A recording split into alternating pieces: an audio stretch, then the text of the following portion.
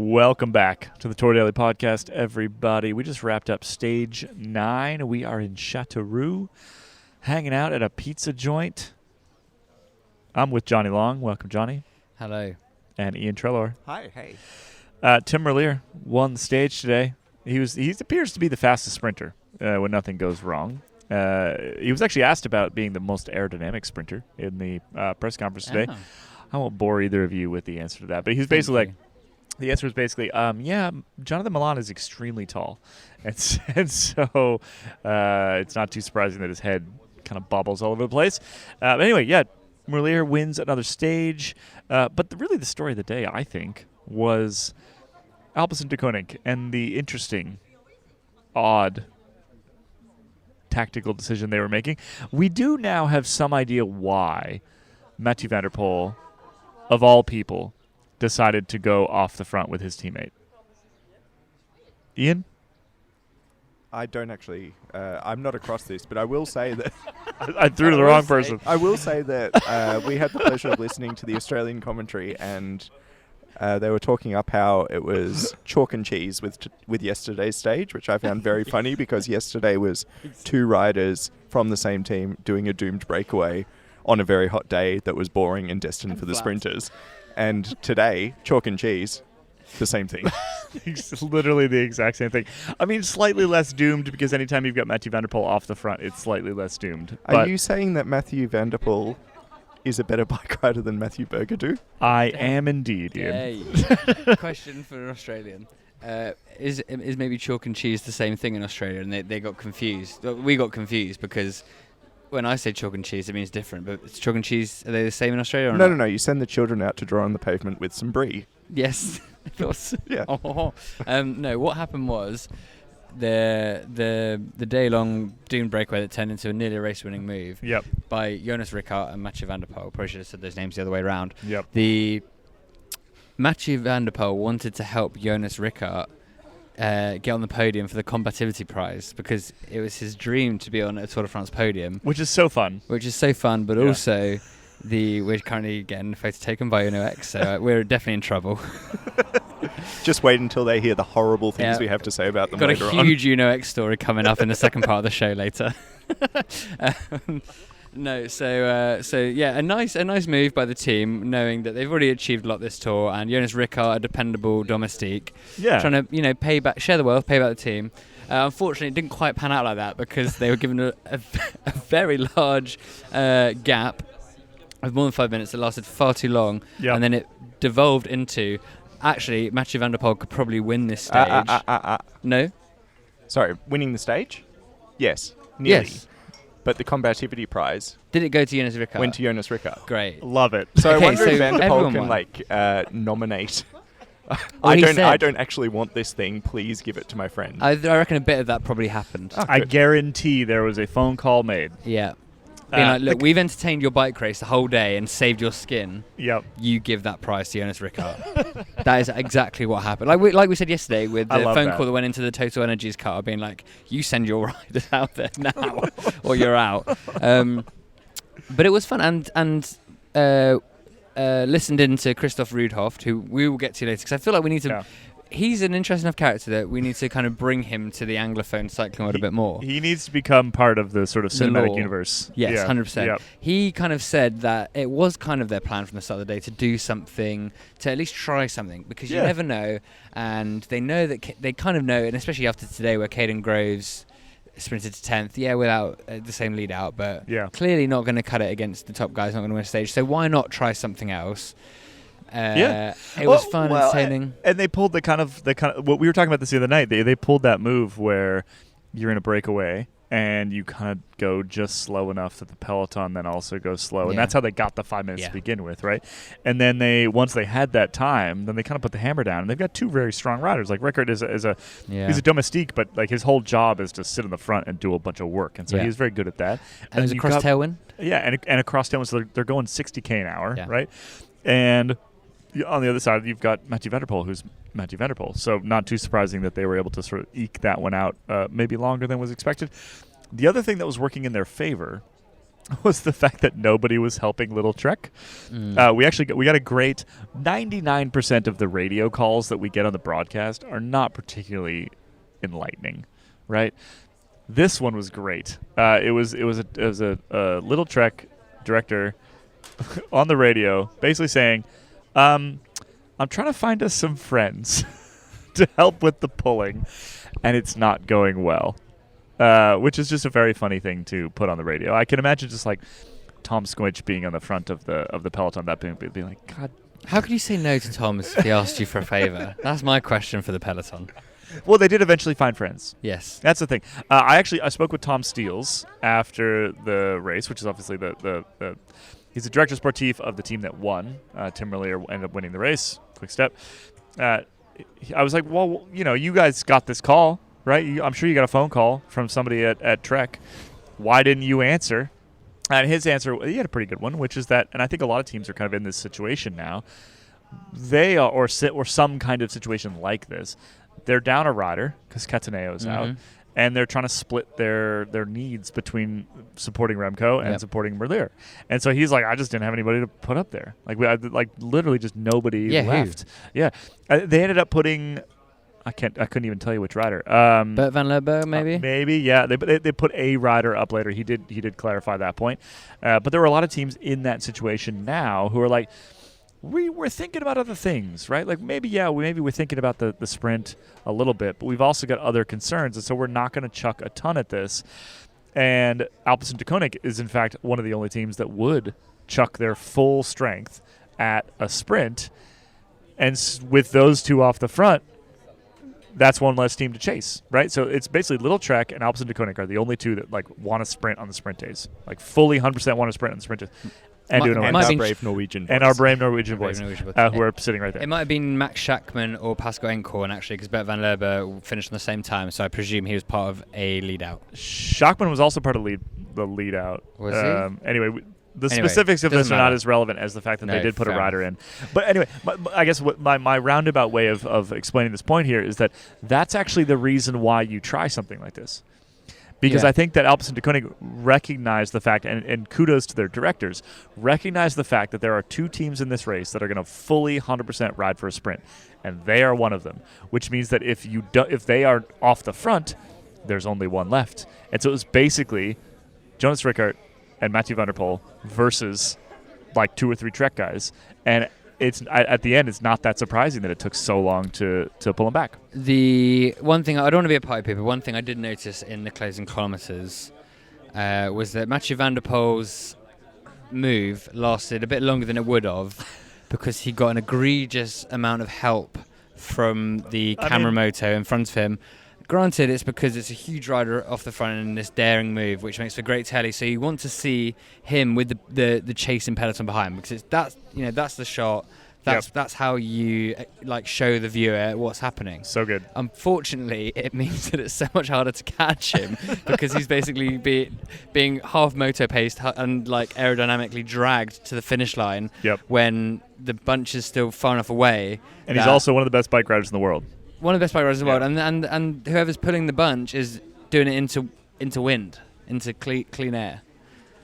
So it's much harder. So I was watching that, being like, if this goes down, then there are going to be the quotes we're going to get out of teams are going to be like, what's going on? Listen, maybe this is just nostalgia. Yeah, I pine for the days when any French rider, for example, would just get a massive toe. Well, he's kind of half French, kind of. He's half French. Yeah. The Poulador connection. Yeah. Right? But also he's just genuine. He's just an important rider. Now, granted, I don't think the moto driver's thinking about this generally. I just think it sort of happens. I think a call was made. I think it's like, look, you give him as much help as you can because this will save this weekend. The day. Yeah. Because Thierry Gouvenou has been talking today to the press about how if we get any more days like Saturday on the tour with a dull sprint stage, then we're going to take them out of the tour.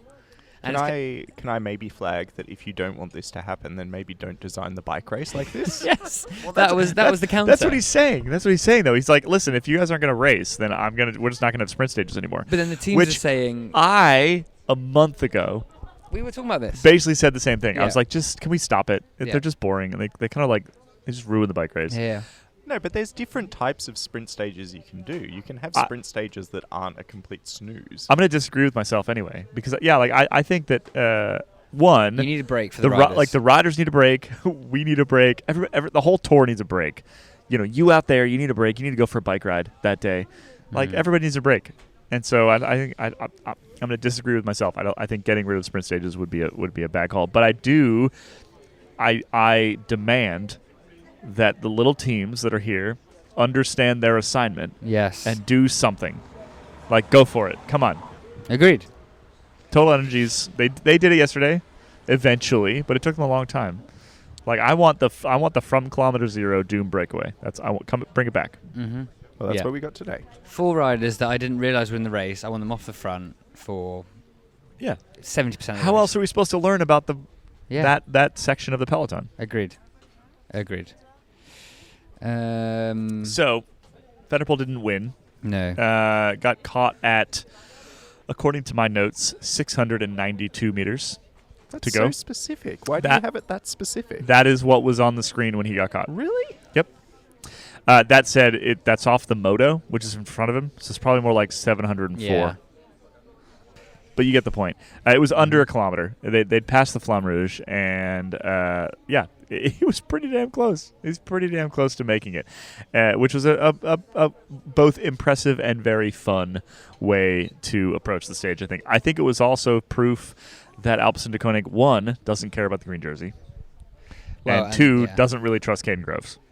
The Christoph Rudolph said afterwards, the final question to him was like, will Mathieu be going for the green jersey? And he just said no. No. Christoph Rudolph as well. Win, lose, draw, live, die. Seems to be completely uncaring about it all. Yeah, of emotion. If you haven't seen a picture of him before, he's been on the Netflix series. If you've watched that, he is sort of a Belgian floppy-haired Ben Stiller Blue Steel. He's always slightly pouting. But at the same time as he's looking like he's having a miserable time, he spoke to the press for like 7 or 8 minutes and would have continued for longer, except people ran out of things to ask him.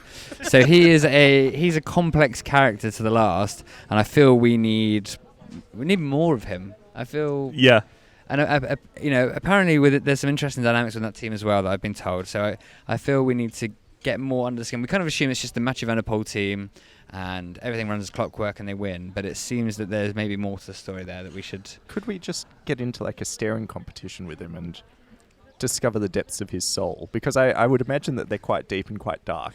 The other fun thing he did was that he arrived back in the sports director's car, and it was a blisteringly hot day out there, and he just waited in the car with aircon blasting for like 10 minutes to make the Belgian press wait their turn. That's good. Which was hilarious. And someone was like, "Why is he waiting?" It's like, well, wouldn't you? Like every minute that you wait in the car, it's hotter. And watching these people sweat gets increasingly funnier before they ask you dumb questions. But I don't think he finds it funny. I think that is just like, unless it's buried so deep down that he only in like the dead of night does he allow himself like a little chuckle or nay a smile. But I'm newly fascinated by him. Every time I have a conversation with him, I, like most journalists, just run out of questions at some point, but then walk away and immediately have more for him. Do you then run back and he's just waiting there? He's just standing there. Just waiting there, staring at you with his cold, dead eyes. To his eyes. credit, I mean, you're kind of joking about him making the Belgian reporters wait out in the heat, but like he actually does. He answers all the questions all the time, and it's probably the same question most of the time. They're like in multiple languages. Like I was chatting with Tom Steele today about the sort of quick step maneuvering, he answered the same question in 3 different languages. Like I could understand enough of the French to know that basically the guy before me asked the same question, but I was like, I need it in English, please. So the good ones, they'll give you the time. Tom Steele's is one of them. Are we going to put Rudhoft in that category? Yeah, one of the good ones. I need to see him smile once. Like I think my goal is to find a question, maybe humorous or cantankerous enough that it will elicit like a cheeky little grin.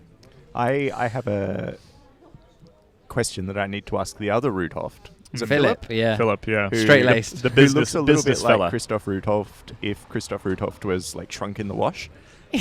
and became an accountant, which I think is actually what happened. Oh, right. I think Christoph was the bike racer one, and Philip was like, I'm the business guy. Yeah, okay, cool. Well, I've got to talk to him because their press officer was, without, dishing the dirt too much, completely useless on the thing that I needed to know. Oh, yeah, he is, famously. So Operation Rudhoofd Smirk. I think, straight off the dome, I think I might ask him whether he has a policy of not hiring bald riders because it's harder to shift bottles of Alpecin. No, but there are a couple of baldies. Okay, so maybe I'll ask him if it was harder to decide to sign them because or they're if they bald. get paid less.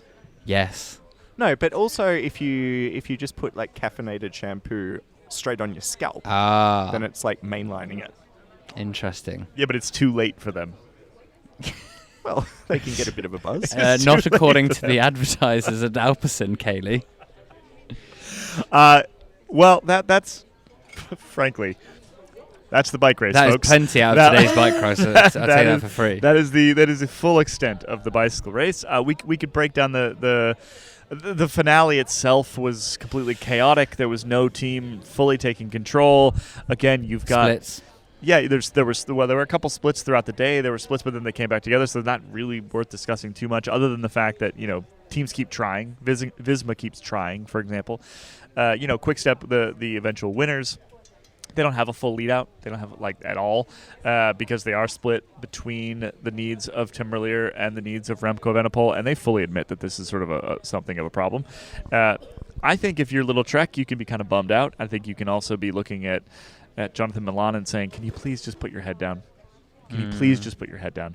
Because what's happening is when they hit top speed, he just creates his own vortex. He just can't, he cannot beat Tim Merlier right now. And I think that it is I know Koen de Kort talked all about the optimization and all the rest, but just put your head down. Just put your goddamn head down.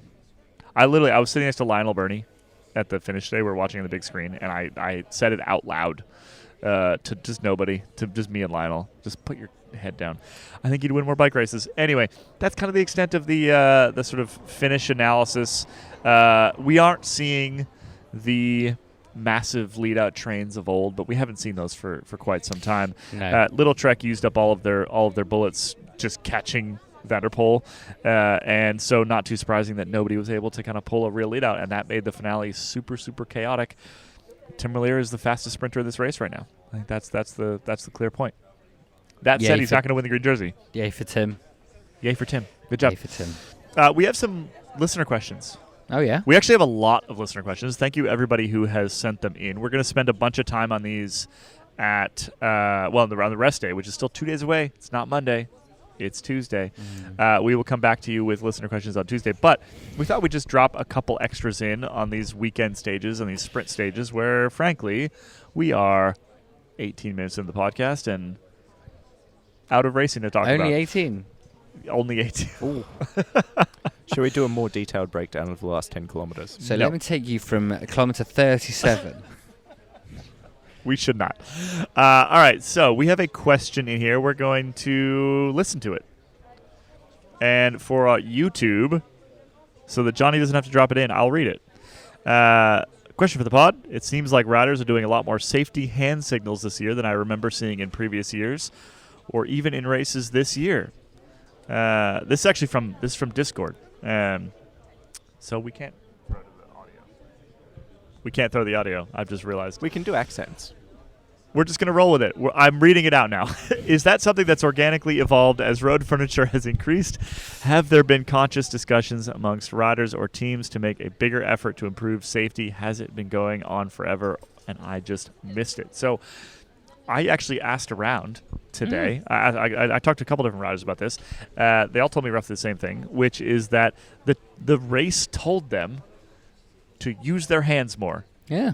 In this particular bicycle race, so it must have been somebody in the early safety meeting.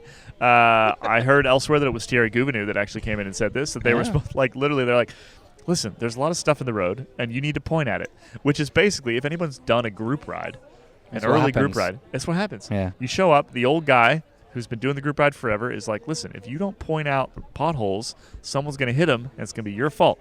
And they remind you of that incessantly. And I think that's basically what it's come down to. Thierry Gouvenou is the patron of your Tuesday Night Worlds, and he has just put his foot down and said, point out the holes, guys. Point out the stuff. Say something. Something a cautionary like tale that. for us all. So there you go. There is a very brief answer to that question. I think we're going to take a quick break here, and when we come back, bike race adjacent items. Welcome back, everybody. Can we do a quick GeoGuessr chat? Yes. First. Yesterday's winner. Yesterday's winner was on Discord. It was Mike at Colch BK, one GeoGuessr within I think 13 minutes. Incredible stuff. I hit upload on the YouTube, and then next time I checked, there was just like the link to where we'd had dinner. Wild. Someone last night tried to guess where we would be tonight. Which doubly impressive. Wild. Actually, 300 meters away from where we are. So that is pretty good. So eventually we may end up getting, sniper rifled through the cranium by someone we've slagged off on the pod, because they'll be able to guess where we are. Due to our habits. There were lots of other successful GeoGuessers last night. For those who don't know what we're talking about, people have been guessing where we're having dinner and where we're recording the pod, more specifically, and they've been getting it right. Usually with the use of YouTube. Which you see the background, which may be somewhat useful. Sorry, is there an option where it's not without the use of YouTube? The initial, where they just hear background noise and they're like, "Oh, that's a tram." Rain Bob Jeremy guessed it with, I don't think with any YouTube the first time. Wow! Based on like what we were talking about, and our incredible. setting of the scene. Okay. So speaking of which, should we set the scene real quick? We are in a square in Châteauroux. Ian, set the scene for me. There's a lot of orange around, which might be a clue if they haven't already guessed it, but they probably have, because it is called Spritzeria.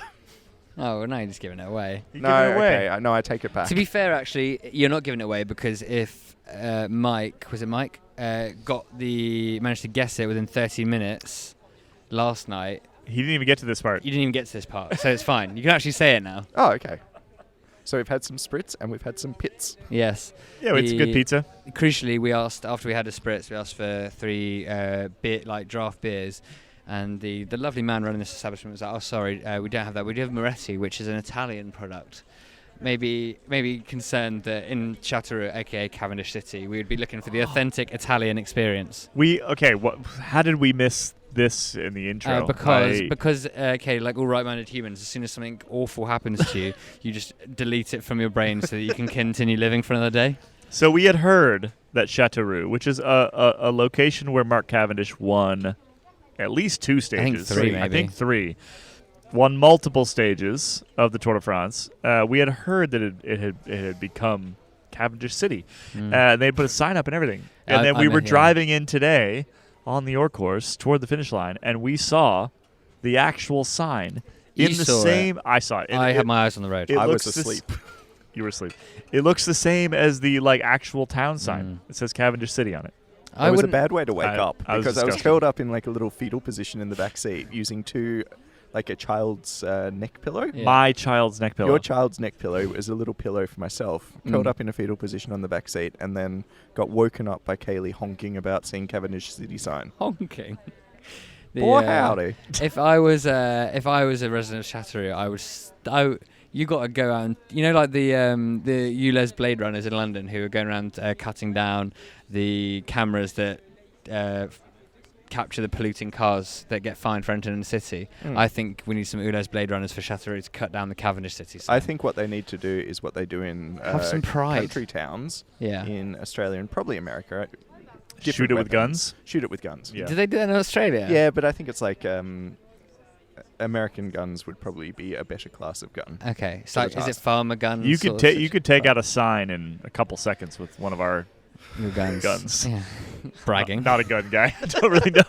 But anyway, look, Châteauroux having a pleasant evening. Very, very thankful to the proprietor of Spitzeria, Zio Mimo. But honestly, the fact that he hasn't ripped down that Cavendish City sign with his bare hands makes me like him a little bit less. Also got some other opinions in the press room today about Cavendish. You think we're spicy about our dislike of the man? Some people are going absolutely off in the room today. Yeah, we're obviously not going to say who. No. I think partly because the pressure was so unbelievably hot and they decided to carpet this tent internally with the darkest, blackest felt material known to man, that it was like when, at least in England, when the temperature gets to a certain level, there are just riots. Because 22 degrees. Because people are so cross, yes. Yes. It's shorts weather and everyone's chucking flaming bins around. But no, it was so hot that people couldn't help but just take out on Mark Cavendish. It was, I mean, just imagine if you went into an office to work today. Just imagine that the office was, if we go American here, it was like 97 degrees with no moving air whatsoever. It wasn't all bad, Caley. It smelled as well. Oh yeah, there were three men in front of me who were something was repeating. But yeah, really briefly, yeah, just to belabor the point. The individual that we were speaking to, my favorite bit was him as he was walking away. He literally just turned to us and said, "Well, it was something about if your friends, if he likes you." Yeah. If he likes you, there's something wrong with you. Yeah. Was basically but what he said it in a much more vociferous manner. Yeah. Which I'm paraphrasing. Even you and I were there like, whoa. Like I have very mild opinions. Yeah, it's more of a It's more like if I was going to go out and like have a beer with somebody, Mark Cavendish would be low on the list. Yeah. But for this great. individual, great, fantastic, way more serious about it. Anyway, we have a medical update. Do we? We have a medical update. Who from?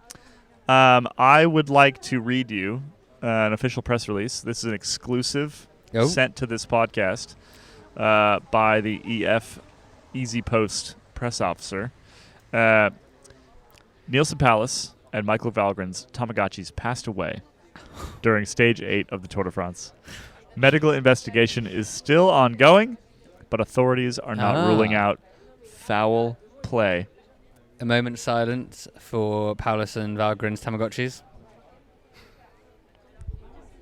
Thank you. They can be reset, though. Oh, great. But it's a little bit annoying because you have to get a pin and press the little switch on the back. I can weirdly imagine Michael Valgren owning many of those little iPhone... Oh, you wouldn't know, Ian, Mr. Android. You know, Caley, you know those little things that you do for the SIM card on an iPhone? Mm-hmm. I can imagine him, like... Why do you think he's got that? I don't know. Just he seems like a functional man who maybe has them stashed away in a little pocket in his wallet. Has little SIM pins. Yeah, doesn't throw away things. Yeah. So the press officer at EF, he informed us that the prior stage, he'd actually gone over and like fed and watered the Tamagotchis, whatever you're supposed to do with Tamagotchis. Keeping himself busy. Yeah, he'd gone over and like made sure they stayed alive in the middle of the stage, and he didn't do that yesterday. And so when both riders finished the stage, which, it took like 6 hours plus, if you include like all the sign-on and everything else, probably 7, they returned to dead Tamagotchis, which does it like cry at you? Does it just stop working? I thought in the old days when I had a Tamagotchi, if you didn't tend to it for long enough, the screen would fill up with pixelated excrement, and that's when it would die. Does anyone else remember this? Well, that actually segues quite nicely into... Oh, what you want to talk about next? What I want to talk about next. Oh, perfect. What do you want to talk about next? Other excrement from the EF zone. Not excrement necessarily, excretion.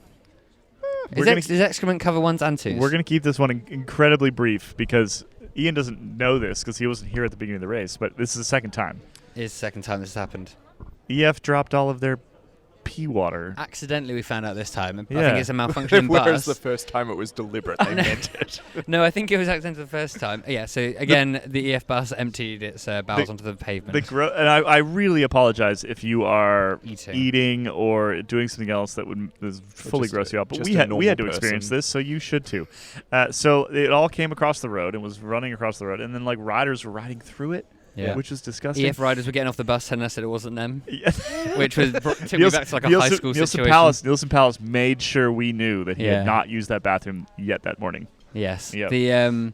But we were also kind of warned. Like Ian immediately went over to try taking pictures of the urine on the road. Like this is a story, and then it's all a story. The EF press officer said rush over and be like, could you not actually, because the bus driver would be very embarrassed about this, and apparently it would get shared on the bus drivers group chat at the Tour de France, which is I'm not usually one for like wanting to be in group chats, but that is a group chat I have to be in. I need it. Well, the press officer, Johannes, also said there's a group chat for everything. So there's a group chat for, like, there's a Soigneur group chat. There's a press officer group chat. Apparently the press officer group chat is Press boring. officer group chat is apparently quite boring, except for we're not going to say who. Yeah. But People kicking off. There's one individual who complains a fair amount. Yeah. I think we've talked Rude Hoofed, we've talked medical update. Maya Sable. Maya Sable, yes. So as a reminder, this is the award that we give out. It is among the most prestigious awards in the entire Tour de France. Yeah. For the rider who is at least 1 hour behind. But closest to but the closest hour. to an hour. Behind. So for the past few days, we've not spoken to Samuel Watson of the Ineos Grenadiers, who's been the holder. Kind of maybe with good reason. As you'll hear in After Dark, there are other reasons we might have to be going over to the Ineos Grenadiers bus. Yep.